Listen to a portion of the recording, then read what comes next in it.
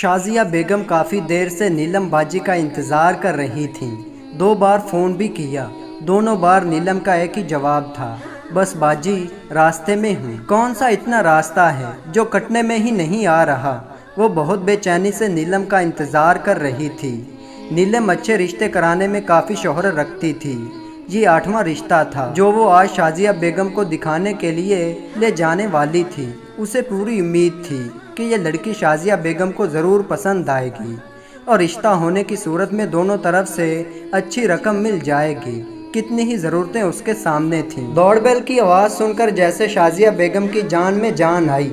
اتنی دیر کر دی تم نے نیلم، مجھے آج بازار بھی جانا ہے اور ابھی سے بتا دو کہ لڑکی کیسی ہے۔ نیلم نے گہرا سانس لیا اور بولی، باجی میں کتنی لڑکیاں آپ کو دکھا چکی ہوں، پہلی بار جو لڑکی دکھائی وہ مجھے تو بہت اچھی لگی، پڑھی لکھی، جاذب نظر، اچھا پیسے والا خاندان، اور کیا چاہیے آپ کو؟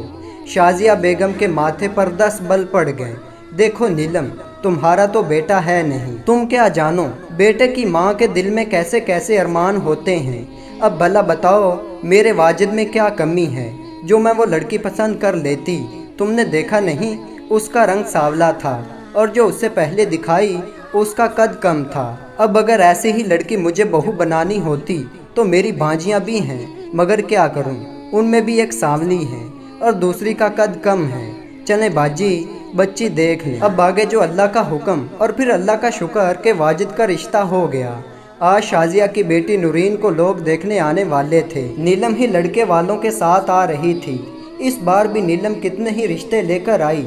جو رشتہ شازیہ بیگم کو پسند آتا وہاں سے انکار ہو جاتا۔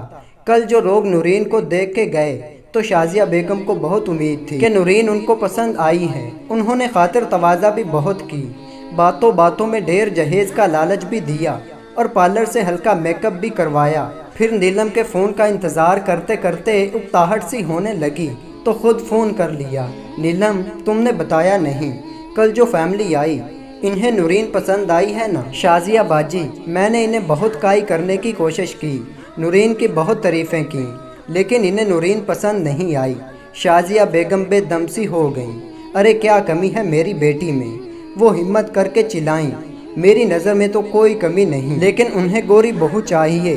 نیلم نے سادگی سے کہا اور فون بند کر دیا۔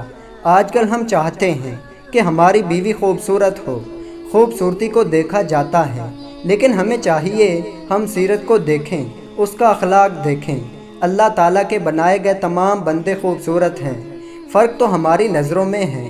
ہمیں چاہیے ہم اپنا رشتہ لڑکی کی پاک دامنی اور اخلاق اور سیرت کو دیکھتے ہوئے طے کریں۔ تو دوستو اللہ تعالیٰ میری تمام بہن بھائیوں کی حفاظت فرمائے، آمین یا رب العالمین۔